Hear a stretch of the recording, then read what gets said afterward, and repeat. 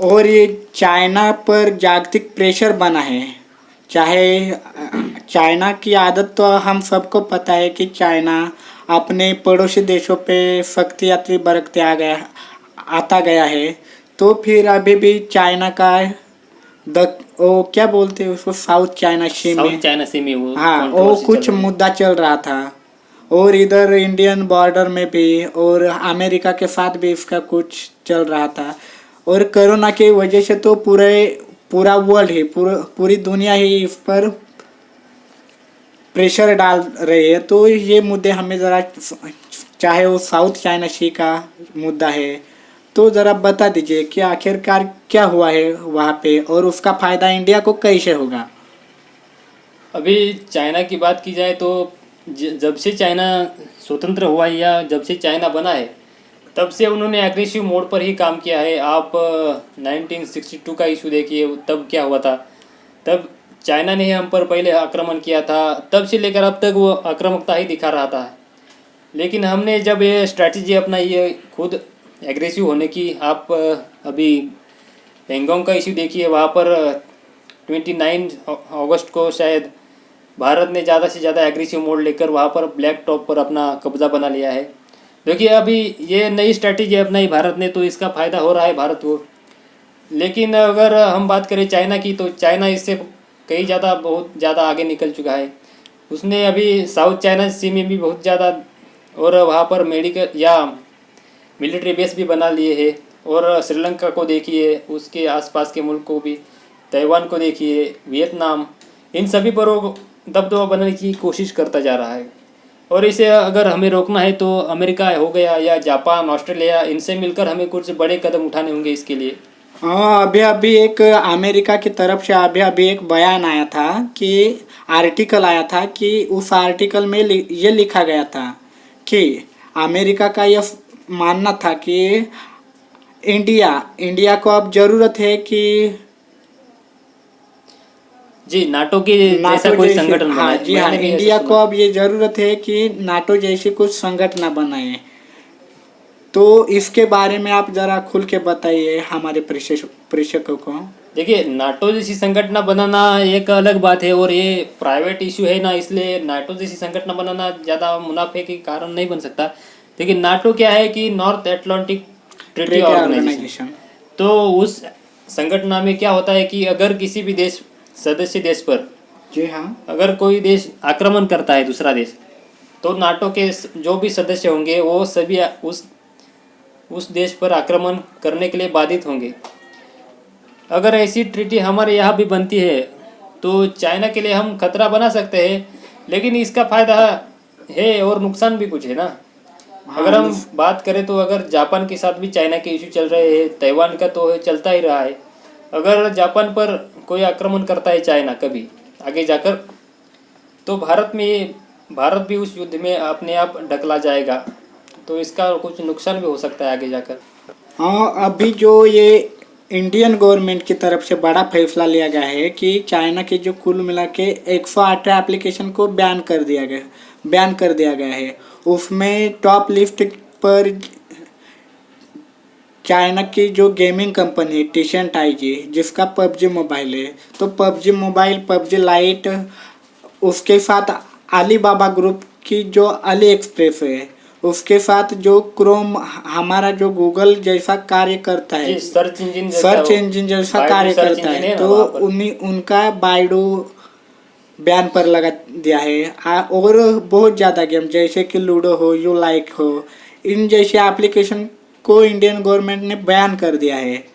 तो ये इसका फ़ायदा इंडियन गवर्नमेंट को होगा या फिर इसका जो नुकसान है वो चाइना को अब कितना ज़्यादा होगा, इसके बारे में आप बता सकते हैं क्या। देखिए, इन ऐप्स के बारे में बात की जाए तो इसका फ़ायदा ना ही गवर्नमेंट भारत को होगा या ना ही चाइना को, क्योंकि चाइना के लिए तो ये ज़्यादा नहीं है। उसके पास बहुत सारे दूसरे भी, उसकी ज़्यादा इकोनॉमी बड़ी है, उसकी स्पेस भी बड़ी है ना इकोनॉमी की। तो अगर हम भारत और चाइना का कंपैरिजन करें तो भारत के लिए ज़्यादा मुनाफे की बात नहीं है कि हमने 118 ऐप्स को बैन किया है।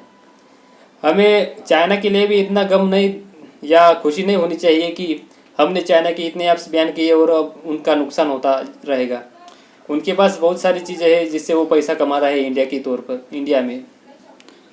और जी हाँ, जो अभी अभी जो सबसे ज़्यादा वॉच लिस्ट में कंपनी थी टीसेंट आईजी का पबजी मोबाइल।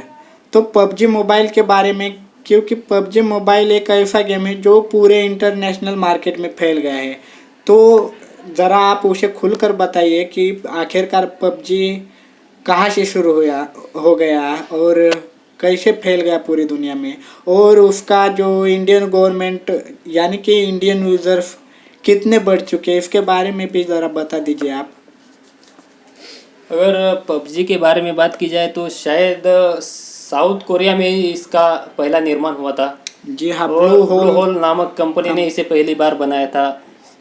अगर उनके पास भी कोई प्लान होता तो शायद वो चला सकते आगे जाकर, लेकिन उनके पास कोई प्लेटफॉर्म नहीं था ना इस गेम्स को ज़्यादा अच्छी तरीके से चलाने के लिए या बढ़ाने के लिए। तो उन्होंने इस पबजी गेम को चाइना के टेंसेंट कंपनी को बेच दिया और या कॉन्ट्रैक्ट के तौर पर दिया, और वो मिलकर चलाने लगे शायद। जी ऐसे ही हाँ, कुछ है। और बाद में ये पूरी तरह से टेंसेंट गेम्स नहीं चलाने की कोशिश की और अब टेंसेंट गेम्स ही इसे चलाता है। तो इसका फ़ायदा या कुछ भी रेवेन्यू आता है वो सभी चाइनीज़ को ही या चाइना कंपनी को ही जाता है। तो हम कह सकते हैं कि ये पबजी मोबाइल या पबजी मोबाइल लाइट हो गया, ये सभी चाइनीज़ ही गेम्स है। और जो चाइना ने पबजी मोबाइल के दौरान सिर्फ मई महीने की बात की जाए कि चाइना जब से पबजी ग्लोबल मार्केट में उतर आया, तब से जब वो इंडिया के सर्वर में आया या फिर एशिया सर्वर में आया, तब से तब की बात है कि जब इंडिया में लॉकडाउन चल रहा था मई महीने में, तब 17.5 करोड़ लोगों के मोबाइल में पबजी मोबाइल था। हाँ, पबजी मोबाइल ने जगह ले ली थी, और उस एक मंथ का इनकम $226 मिलियन, यानी कि अब तक किसी भी इंडियन गवर्नमेंट को या फिर ये जो अभी कोरोना का दौर चल रहा है, तो किसी देश से इतनी मदद भी नहीं किसी को मिली। इतनी अमाउंट हम एक महीने में पबजी मोबाइल पे हमारे यूथ हो या फिर हमारे जो पबजी यूजर्स हो, वो डायरेक्टली चाइना को थे ना जी। तो उसका चाइना कुछ फायदा वगैरह कर सकता है या नहीं, क्योंकि अभी चाइना की जो नीति है वो अग्रेसिव है। चाइना अपने हथियार वगैरह जो भी है बढ़ाते हैं, वो अपनी मिलिट्री को तो ज़्यादा ही मिलिट्री improve कर रहा फोर्स है। हो या फिर अपने, लेकिन इतना इससे कुछ ज़्यादा फायदा नहीं होने वाला कि अगर किसी गेम्स की वजह से वो अपनी मिलिट्री बनाए, ऐसा तो नहीं हम कह सकते। लेकिन इसका कुछ पैसा यूज़ हो सकता है, क्योंकि वहाँ पर भी इन गेम्स की वजह से टैक्स सरकार को जाता होगा, गवर्नमेंट को मिलता होगा। लेकिन हम ऐसा नहीं खुले तौर पर कह सकते कि ये पबजी का सारा पैसा वहाँ पर आर्मी को ही लगता होगा। लेकिन अगर हम अब की बात की जाए तो अब पबजी तो भारत में बैन हो चुका है, और बहुत सारे ऐप्स जो चाइनीज़ थे वो बैन हो चुके हैं। अच्छे सारे पॉपुलर ऐप्स भी बैन हो चुके हैं। आपको पता होगा कि टिकटॉक जैसा एक बड़ा ऐप भी भारत ने बैन कर दिया। जी हाँ, तो इसका कुछ परिणाम तो होगा चाइनीज़ पर, क्योंकि वो आगे जाकर ऐसी हरकतें नहीं करेंगे या कम करेंगे। प्राइवेसी के मुद्दों पर वो अच्छी तरीके से भारत से व्यवहार करेंगे। और ये जो बॉर्डर इशू अभी चल रहे हैं, तो इन बॉर्डर इशू के तहत हमारे जो रक्षा मंत्री है उन्होंने शंघाई सहयोगी संगठन में भाग लिया है, यानी कि अभी वो रूस में चल रही है ना 3 दिन के दौरे के लिए। तो वहाँ पर कुछ न्यूज़ आई थी कि चाइना के रक्षा मंत्री इंडियन रक्षा मंत्री से मिलने की बात कर रहे, तो इसका क्या मसला है? देखिए, अभी जो ये पैंगोंग का इशू है ना, जो ब्लैक टॉप पर अपनी मिलिट्री चल गई है, तो चाइना का ग्लोबल टाइम्स जो है उसने एक आर्टिकल जारी किया था। उसमें लिखा गया था कि जो ब्लैक टॉप भारत ने कब्जा लिया है वो इलीगल तरीके से लिया है। जो भी लाइन ऑफ एक्चुअल कंट्रोल है उसे इलीगल तरीके से भारत ने क्रॉस करके ये जो ब्लैक टॉप अपने कब्जे में लिया है।